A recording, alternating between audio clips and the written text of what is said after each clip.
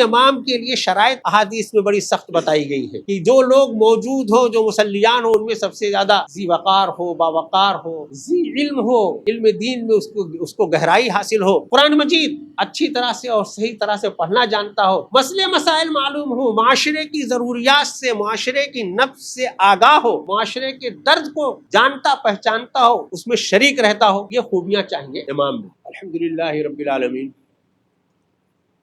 والصلاة والسلام على رسوله الأمين وعلى آله وأصحابه أجمعين إلى يوم الدين. أما بعد، قال الله تعالى في كتابه المجيد: أعوذ بالله من الشيطان الرجيم وأن المساجد لله فلا تدعوا مع الله أحدا. وعن عائشة رضي الله تعالى عنهما قالت: امر رسول اللہ صلی اللہ علیہ وسلم ببناء المسجد فی الدور وان ينظف ويطيب۔ برادران اسلام، اللہ کے رسول صلی اللہ علیہ وسلم نے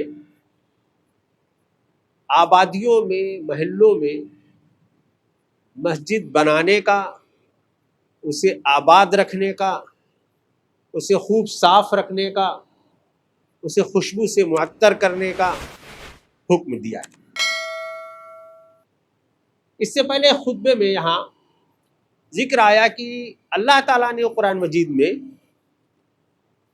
مسجد بنانے والوں، مسجد کو آباد رکھنے والوں کے لیے بڑا انعام اور اجر رکھا ہے۔ اللہ کے رسول صلی اللہ علیہ وسلم نے مسجد تعمیر کرنے والوں کے سلسلے میں فرمایا کہ اس کا اجر اللہ تعالیٰ قیامت میں اسی طرح کا عالیشان گھر بنا کر کے، جو اللہ کا گھر تعمیر کرے گا، جنت میں گھر بنا کر کے دے گا۔ تو مسجد کی تعمیر، مسجد کے انتظامات میں حصہ داری، مسجد کو آباد رکھنا، یہ وہ باتیں ہیں جو ہمارے یہاں تذکرہ بھی جن کا ہوتا ہے، معلوم بھی ہے، اور مسلمان اہتمام بھی کرتا ہے۔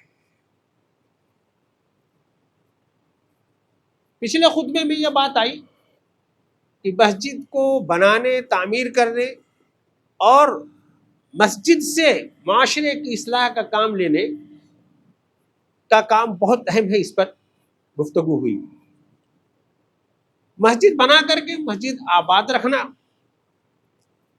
اس کے انتظام و انصرام کے تقاضوں کو پورا کرنا، مسجد آباد بنی رہے اس کا حق ادا کرنا، اس سلسلے میں بھی قرآن اور حدیث میں بڑی تاکید آئی۔ مسجد بنانے کے سلسلے میں اللہ کے رسول صلی اللہ علیہ وسلم نے فرمایا، ہم اس کا مظہر دیکھتے ہیں کہ جہاں کہیں بھی مسلم آبادی ہوتی ہے، مسلمان جس حیثیت میں بھی ہو، وہاں پہلے اللہ کا گھر بناتا ہے۔ اگر وہ حکمراں ہے، بادشاہ ہے، تو بہت عالیشان بناتا ہے، اس کی حیثیت کم ہے تو جیسی حیثیت ہے اس طرح کی مسجد بناتا ہے۔ مساجد مسلم آبادی کی معیار اور شان کا مظہر ہوتی ہے کہ اس کی اپنی کیا، اس کا اپنا ذوق کیا ہے، معیار کیا ہے، اس کی جیب میں طاقت کیا ہے۔ لیکن مساجد اللہ کا شکر ہے کہ ہر جگہ بنتی ہیں، بنائی جاتی ہیں، آباد ہوتی ہیں، تو یہ کام ہم لوگ جو کرتے ہیں وہ محض اللہ کی رضا کے لیے کرتے ہیں۔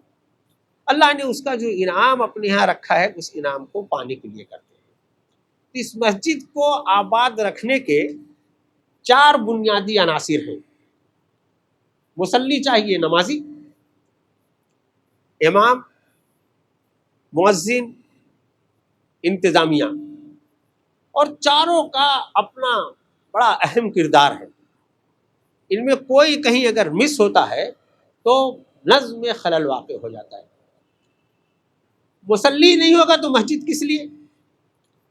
کئی مرتبہ لوگ شوق میں ویران جگہوں پر مسجد بنا کے کھڑی کر دیتے ہیں کہ اگر آبادی ہوگی تو لوگوں کو نماز پڑھنے کی سہولت رہے گی، اور کئی مرتبہ وہ کرب ہم نے برداشت کیا ہے کہ مساجد ہے، مسلم آبادی ہے، کسی وجہ سے وہ علاقہ ویران ہو گیا، لوگ ہجرت کر گئے۔ تو ہم لوگ جانتے ہیں کہ ہزاروں مساجد ہریانہ، پنجاب کے علاقے میں ایسی ہیں جو غیر آباد ہیں، جس میں جانور باندھے جاتے ہیں، ان کا کوئی احترام نہیں۔ مساجد بنے تو ان کا احترام چاہیے، مصلی ہونا چاہیے.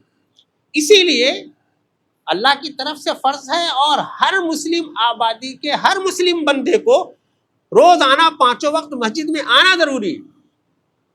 اس کے گھر میں بیٹھے رہنے سے مسجد کا حق نہیں ادا ہوتا.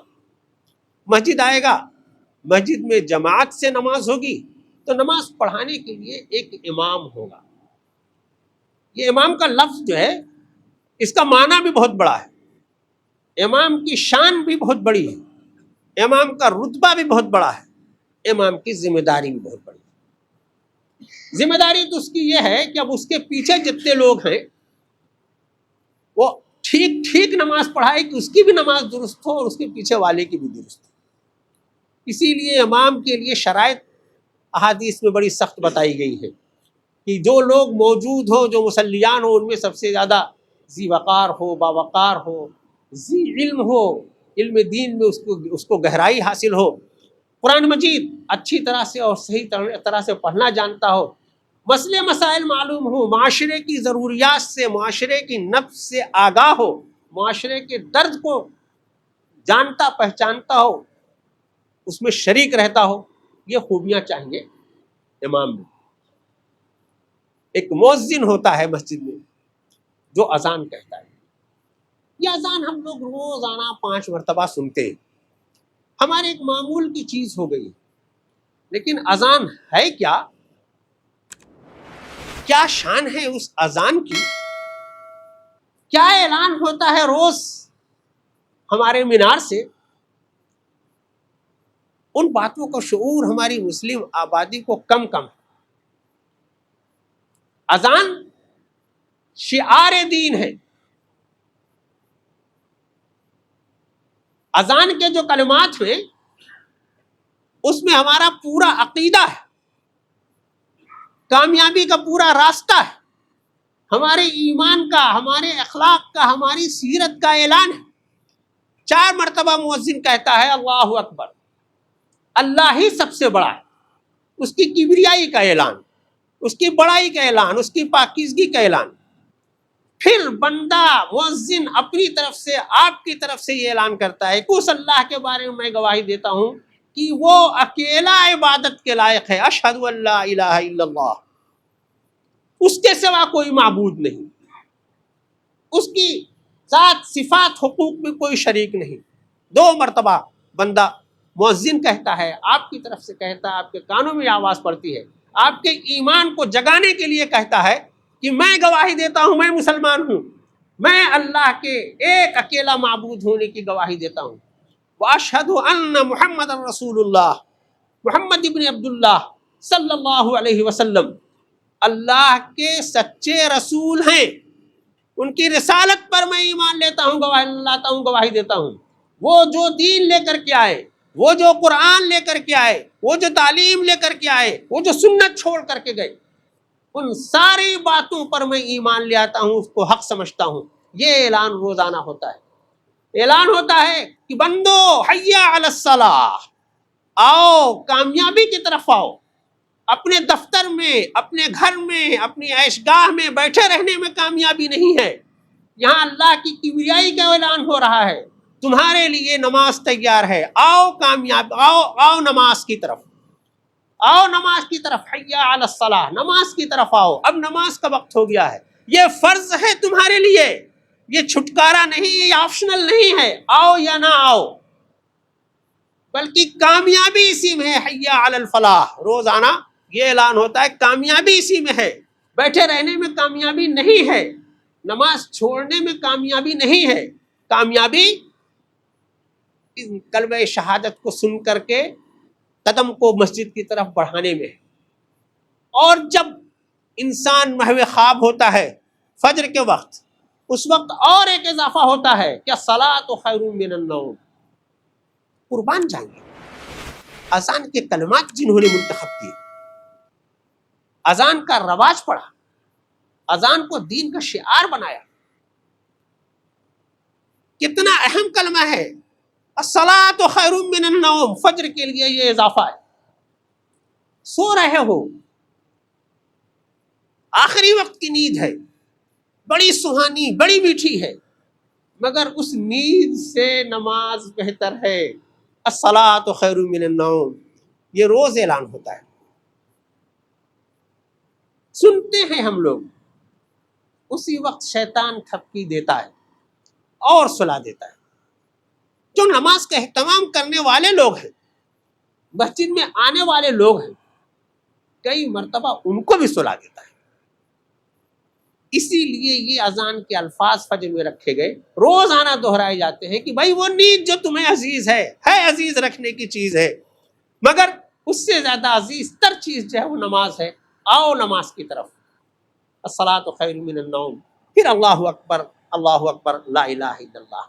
یہ چھوٹے کلمات نہیں ہیں میرے بھائی، یہ بڑے عظیم کلمات ہیں، روزانہ ہماری ایمان کو حرارت اور تقویت دیتے ہیں، روزانہ ہمارے اندرون کو جھنجھوڑتے ہیں، روزانہ ہمیں ہمارے پیارے رسول صلی اللہ علیہ وسلم سے محبت کا اعلان کرواتے ہیں، روزانہ 5 مرتبہ ہمیں ہمارے اس فریضہ صلات کو یاد دلاتے ہیں۔ بڑے اہم الفاظ ہیں، ان الفاظ کو اسی روح کے ساتھ ہمیں سمجھنا چاہیے۔ ہم رسم بنا دیں گے تو پھر اس کی حقیقت ہم نہیں سمجھ پائیں گے۔ پھر یہ کلمات جو بلند کرتا ہے، جسے ہم لوگ مؤذن کہتے ہیں، اس کے بارے میں رسول پاک صلی اللہ علیہ وسلم نے کیا فرمایا؟ آپ نے سنا؟ اللہ کے رسول صلی اللہ علیہ وسلم نے فرمایا جنت میں اس کا میرا ساتھ ہوگا۔ مؤذن کے بارے میں اللہ کے رسول صلی اللہ علیہ وسلم نے فرمایا شہداء کے بعد وہ مسجد میں داخل ہوگا۔ مؤذن کے بارے میں اللہ کے رسول صلی اللہ علیہ وسلم نے فرمایا اس کی آواز جہاں تک پہنچتی ہے وہاں کی ہر چیز قیامت کے روز اس کے حق میں شہادت دے گی۔ یہ بلند مرتبہ ہے مؤذن کا۔ اسی وجہ سے اللہ کے رسول صلی اللہ علیہ وسلم کے زمانے میں بڑے لوگ خواہش مند ہوتے تھے کہ انہیں اذان کا موقع مل جائے۔ ایک صحابی سے روایت ہے، شاید حضرت ابو ہریرہ رضی اللہ تعالیٰ عنہ کی روایت ہے، کہ اگر لوگوں کو پہلی صف اور اذان دینے کی، اذان کہنے کی اہمیت معلوم ہو جائے تو روزانہ جھگڑا ہوگا، بغیر قرآن اندازی کے مسئلہ حل نہیں ہوگا۔ 5 آدمی 10 آدمی کھڑے ہوں گے کہ میں کہوں گا اذان۔ یہ اہمیت ہے، مصلی، امام، مؤذن، اور ان سب کو کا سہولت کار جو ہے وہ مجلس انتظامیہ، انتظامی کمیٹی ہوتی ہے، کوئی فرد ہوتا ہے۔ کئی مرتبہ لوگ اپنی جائیداد پر زمین وقف کر دیتے ہیں، مسجد بنا کر کے کھڑی کر دیتے ہیں، زندگی بھر اس کا انتظام دیکھتے ہیں، اللہ ان کو اجر دیتا ہے جو اجر کی نیت سے جو کام کرتا ہے۔ کئی مرتبہ محلے کے لوگ مل جل کر کے بناتے ہیں، محلے کے سربراہ لوگ اس کے ذمہ دار ہوتے ہیں، اس کا نظم چلاتے ہیں۔ تو یہ مجلس انتظامیہ جو ہے یہ بھی ایک بڑے عظیم رتبے والا کام ہے، یہ معمولی کام نہیں ہے، یہ جنت کے جانے کا راستہ ہموار کرتا ہے۔ جو اللہ کے گھر کا خادم ہوگا، اللہ کے گھر کی خدمت میں حصہ لے گا، پیسہ لگائے گا، وقت لگائے گا، انتظامات دیکھے گا، سہولت پہنچائے گا، اس کی حیثیت سہولت کار کی ہے، اور اللہ نے اس کے لیے بہت اجر رکھا ہے۔ تو وہ مؤذن کو بھی سہولت پہنچائے گا، وہ امام کو بھی سہولت پہنچائے گا، وہ مسجد کی ضروریات کا بھی خیال رکھے گا، وہ صفائی ستھرائی اور خوشبو کا بھی اہتمام کرے گا، اور وہ یہ چاہے گا کہ اللہ کا گھر اس کی شایع نشان ہو۔ یہ اس مجلس انتظامی کی ذمہ داری ہوتی ہے۔ کبھی فرد ہوتا ہے، کبھی افراد ہوتے ہیں۔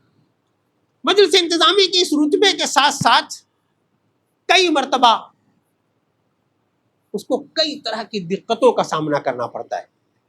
جو نظم ہو گیا ہے، جو ضرورت ہے، اس ضروریات کی تکمیل بھی اسی کی ذمہ داری ہے، تو خود سے، اپنی جیب سے، دوست سے، احباب سے کہہ کر کے جو ضروریات ہیں ان کو وہ پوری کرنے میں کئی طرح کی دقتیں برداشت کرتا ہے، کئی طرح کے تانے سنتا ہے، یہ کرتا ہے، وہ یہ بھی اس لیے برداشت کرتا ہے کہ اللہ کے ہاں وہ اجر کا مستحق ہے۔ اس لیے اس انتظامی افراد کے لیے بھی ضروری ہے کہ وہ دیندار،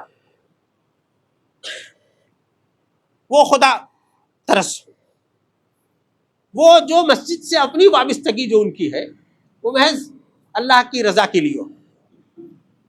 کئی مرتبہ جب یہ صفات کھو جاتی ہے تو وہ مجلسی انتظامیہ اس کے اندر ڈکٹیٹرشپ آ جاتی ہے. وہ یہ سمجھتا ہے کہ یہ مسجد کا نظم یہ میرے اقتدار کا حصہ ہے. پھر وہ مصلیوں کو، پھر وہ امام کو، پھر وہ مؤذن کو اسی طرح سے ٹریٹ کرتا ہے. پناہ مانگنا چاہیے. اللہ نے اسے سہولت کار بنایا ہے تو بڑا رتبہ اس کا رکھا ہے، اس کو اسی منصب پر بنے رہنا چاہیے. ہرگز اس کو خیال بھی نہیں آنا چاہیے کہ اگر وہ سہولت پہنچا رہا ہے تو وہ کچھ ایسا کام کر رہا ہے جس کی وجہ سے اس کا رتبہ بلند ہے. یہ رتبہ بلند ملا جس کو مل گیا، سب اللہ نے اپنے ہاں کے لیے رتبہ بنا رکھا ہے، امام کا بھی مؤذن کا بھی. اور امام اور مؤذن تو بہرحال اس کا رتبہ بڑھا ہے، اس کی توقیر تو بہرحال ہونی چاہیے، اس کی عزت نفس کا تو بہرحال خیال ہونا چاہیے، اس کی ضروریات کا تو بہرحال خیال ہونا چاہیے. کئی مرتبہ ایسا ہوتا ہے کہ مصلیان کی طرف سے، کمیٹیوں کی طرف سے امام کو ڈکٹیٹ کیا جاتا ہے، نماز کی رکعت چھوٹی ہوگی یا بڑی ہوگی، وقت یہ ہوگا یا یہ ہوگا، امام صاحب آپ نے ایسا کر دیا، مؤذن صاحب آپ نے ایسا کر دیا. گویا وہ امام کے امام ہو جاتے ہیں. میرے بھائیو یہ رویہ ٹھیک نہیں. امامت کو سمجھنے کی ضرورت ہے. امامت ہے کیا؟ دو طرح کی امامت ہے، امامت کبریٰ، امامت صغریٰ. امامت کبریٰ یہ ہے کہ ہر حال میں مسلمانوں کا ایک امیر ہونا چاہیے اور اسے اس کا تابع ہونا چاہیے. اگر وہ اسلامی نظام حکومت ہے تو ایک امیر المومنین ہوگا، اور اگر ہم کسی ایسے جمہوری نظام میں ہیں جہاں جمہوری نظام ہے، وہاں ہم اسلامی معیارات پر امیر کوئی نہیں مل رہا ہے، ہم کسی اجتماعیت میں شامل ہو کر کے اپنا امیر بنائیں گے. بغیر امیر کی زندگی، بغیر رائت کا بھیڑ کا ریوڑ ہے، وہ گلہ ہے. اس لیے ایک امیر تو ہونا ہی چاہیے. بڑی بدقسمتی ہے کہ ہماری امت مسلمہ بڑی تعداد میں سب اپنے آپ کو امیر سمجھتے ہیں اور کسی امیر کے تابع نہیں ہونا چاہیے. لیکن یہ امام جو 2 رکعت 3 رکعت 4 رکعت کا امام ہے، جب تک وہ امام ہے صرف اور صرف امام ہے، اور اس کے پیچھے جو ہے صرف اور صرف مقتدی. بہت ناگزیر حالات میں اسے لقمہ دینے کی اجازت ہے. نماز سے پہلے اور نماز کے بعد بھی وہ قابل احترام ہے، اسے ڈکٹیٹ نہیں کیا جائے. ان باتوں کو بتانے کی ضرورت اس وجہ سے پیش آتی ہے کہ کئی مرتبہ ایسے واقعات پیش آ جاتے ہیں. میں جس مسجد میں نماز پڑھتا ہوں، امام اور مؤذن دونوں باہر سے آتے ہیں. چند روز پہلے کا واقعہ ہے کہ مصلی پہلے پہنچ گئے، امام صاحب نہیں آئے، اور اب مقتدی صاحبان جو باہر کھڑے ہیں ان کا پارا گرم ہو رہا ہے. تو میں نے کہا آتے ہیں جب تک مؤذن صاحب میں اذان کہہ دیتا ہوں. اذان میں نے شروع کیا تو ظاہر ہے کہ اب جب اللہ کی کبریائی کے کلمہ بلند ہوگا تو پھر وہ غصہ بھی کم ہوگا. مؤذن صاحب آ گئے، مسجد کھل گئی، نماز ہو گئی. اس سے پہلے میں دیکھ چکا تھا نماز کے بعد کئی مرتبہ اس طرح کا.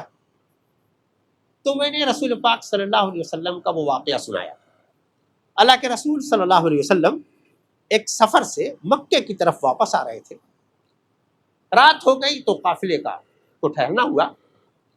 اللہ کے رسول صلی اللہ علیہ وسلم نے حضرت بلال رضی اللہ تعالیٰ عنہ جو مسجد نبوی کے مؤذن تھے ان سے کہا کہ سب لوگ تھک گئے ہیں، بلال سو رہے ہیں، جاگتے رہیے گا، فجر کے وقت سب کو جگا دیجیے. قافلہ سو گیا. حضرت بلال رضی اللہ تعالیٰ عنہ نماز پڑھتے رہے، ان کو بھی نیند آ گئی، وہ بھی سو گئے. جب سورج کی تمازت لوگوں کے چہرے پر پہنچی، سورج نکل گیا، اللہ کے رسول صلی اللہ علیہ وسلم اٹھے، صحابہ کو جگایا، بہت پریشان کی یہ کیا ہو گیا؟ رسول کی نماز چھوٹ رہی ہے، زندگی میں پہلی مرتبہ ایسا ہو رہا ہے. اس کیفیت کا اندازہ کیا جا سکتا ہے کہ اللہ کے رسول صلی اللہ علیہ وسلم پر کیا گزری ہوگی. لیکن اللہ کے رسول صلی اللہ علیہ وسلم نے کسی کو کچھ نہیں کہا، کہا کہ یہ شیطان کی جگہ ہے، چلو جلدی سے تیار ہو، قافلہ آگے بڑھاؤ۔ قافلہ آگے بڑھا، پھر آپ نے روکا کہ یہاں رکتے ہیں، وضو کر کے نماز پڑھتے ہیں، قضا نماز پڑھتے۔ پھر اللہ کے رسول صلی اللہ علیہ وسلم نے اپنے دوست حضرت ابوبکر صدیق رضی اللہ تعالیٰ عنہ سے کہا کہ جانتے ہو آج کیا ہوا؟ بلال کو تو میں نے کہا تھا کہ تم کو اٹھانا ہے، جگانا ہے، بلال نماز پڑھتے رہے کہ میں جاگتا رہوں، شیطان آیا بچے کی طرح تھپکی دے کر کے، جیسے بچے کو تھپکی دے کر کے ماں سلاتی ہے ویسے ان کو سلا دیا، اور ہم سب لوگوں کی نماز قضا ہو۔ اللہ کے رسول صلی اللہ علیہ وسلم نے اٹھتے ہی بلال سے نہیں پوچھا، کوئی سزا نہیں دی۔ اللہ کے رسول صلی اللہ علیہ وسلم نے نماز کے بعد پہلے بلال کو نہیں بلایا، پہلے خود آپ کے جو محسوسات تھے، آپ کو جو ادراک ہوا، وہ اپنے ایک دوست سے شیئر کیا۔ پھر حضرت بلال رضی اللہ تعالیٰ عنہ کو بلایا اور پوچھا کہ بھائی ہوا کیا تھا، کیسے آپ سوئے رہ گئے؟ انہوں نے ایگزیکٹ وہی کیفیت بتائی کہ یا رسول اللہ، میں تو جاگ رہا تھا، نماز پڑھ رہا تھا، جاگنے کی کوشش کر رہا تھا، لیکن ایسا شیطان نے تھپکی دی کہ میں بھی سو گیا اور جاگ نہیں سکا۔ اس واقعے کو سن کر کے حضرت ابوبکر صدیق رضی اللہ تعالیٰ عنہ کہا کہ اشہد انک رسول اللہ، میں گواہی دیتا ہوں اے محمد صلی اللہ علیہ وسلم کہ آپ اللہ کے رسول ہیں۔ یہ رسول کا کردار ہے، کتنا بڑا کردار ہے، کتنا غصہ آیا ہوگا، کتنا بڑا نقصان ہوا تھا، لیکن ایک تو اللہ کی طرف سے یہ نظم تھا کہ اگر آپ کی نماز قضا نہ ہوتی تو ہم لوگوں کو قضا نماز پڑھنے کا طریقہ کیسے معلوم ہوتا، یہ تعلیم بھی تھی۔ اور رسول اس حال میں بھی کیسے اپنے آپ پر قابو پاتا ہے، یہ بھی دنیا کو بتانا تھا۔ تو میرے ایمان والے بھائیوں، مسلمان کی کامیابی کا صرف ایک طریقہ ہے کہ وہ اللہ کے رسول صلی اللہ علیہ وسلم کے طریقے کو، آپ کی پسند کو، آپ کی برداشت کو وہ اپنی زندگیوں میں اتار لے۔ ہم لوگوں سے کئی مرتبہ نہیں برداشت ہو پاتا اور نازیبا الفاظ ہماری زبان سے نکل جاتے ہیں، ہمیں استغفار پڑھنا چاہیے اور اللہ سے اس کے لیے پناہ مانگنی چاہیے۔ مصلی، امام، مؤذن اور انتظامیہ کے اس کردار کے تذکرے کے ساتھ اپنی اس پچھلی بات کو ایک مرتبہ پھر دہرانا چاہتا ہوں کہ مساجد یہ صرف فرض نمازوں کی ادائیگی کے لیے نہیں ہے۔ اللہ کے رسول صلی اللہ علیہ وسلم کی مسجد نے تو معاشرے کی تعمیر کا ہر شعبے کا کام اپنی اسی مسجد سے کیا، لیکن بعد کے تمام ادوار میں بھی اور آج بھی ترقی یافتہ ممالک میں جہاں مسلمان مسجد بناتے ہیں، وہ کم سے کم مسلمانوں کے معاشرے کی اصلاح، اس کی تعمیر، اس کی ترقی، اس کی ضروریات کی تکمیل کا سامان کرتے ہیں۔ مساجد میں صرف یہ 2 رکعت کی نماز نہ ہو، بلکہ یہاں روزانہ قرآن مجید، حدیث شریف کی تعلیم ہو، روزانہ یہاں ہم لوگوں کی جو اپنے ضروریات ہیں، معاشی مسائل ہیں، ان پر ڈسکشن ہو۔ وہاں ہم لوگوں کے معاشرے میں، گھر میں، خاندان میں اگر کسی طرح کا کوئی نزاع ہے تو ہماری مسجد میں اس کا حل ہو۔ ہمارے ہاں کوئی بڑا واقعہ پیش آئے تو اس کا اعلان مسجد میں ہو۔ اس طرح کی بہت سی چیزیں ہیں۔ ہم نے اپنی مسجد کو مرنے کی ضروریات کے لیے ٹھکانہ بنا لیا کہ تابوت یہاں رکھ لیتے ہیں، تختہ یہاں رکھ لیتے ہیں، لیکن ابھی شادی کے لیے ہماری ترجیح میں مسجد شامل نہیں ہے۔ نکاح مسجد میں ہو، سادگی کے ساتھ ہو، معاشرے کی ضروریات کا ایک بڑا مظہر ہو، مسجد میں آ کر کے کریں گے، کئی خرافات اور گناہوں سے بچیں گے۔ تو دین کی جو روح ہے، جو ترجیحات ہیں، اسی طرح سے ہمیں سمجھنا چاہیے۔ میرے بھائیوں، میں اللہ کا شکر کرنا چاہیے کہ ہمیں مساجد بنانے کی، مساجد کو آباد رکھنے کی، مساجد کو اللہ اور اس کے رسول کے طریقے پر چلانے کی اجازت حاصل ہے۔ ہمارا ممبر بھی آزاد ہے، ہمارا امام اور مؤذن اور ہماری انتظامیہ بھی آزاد ہے۔ جب تک ہمیں یہ سہولت ہے، ہمیں اللہ کے رسول کے بتائے ہوئے طریقے پر اپنی مساجد کو لانا چاہیے، بنانا چاہیے، آباد کرنا چاہیے، اس کے لیے شعوری کوشش کرنی چاہیے، اور اس کے لیے اللہ سے دعا کرنا چاہیے کہ اللہ تعالیٰ ہمیں مسجد کا صحیح حق پہچاننے کی توفیق عطا فرمائے، اللہ تعالیٰ مساجد کو آباد کرنے کی توفیق عطا فرمائے، اللہ تعالیٰ مساجد کا جو حقیقی کردار ہے ہمیں اس کردار کا بحال کروانے میں ہمارا کردار اللہ تعالیٰ طے کرے اور ہمیں اس کی توفیق عطا فرمائے۔ بارک اللہ لنا ولکم فی القرآن العظیم ونفعنا وإیاکم بالآیات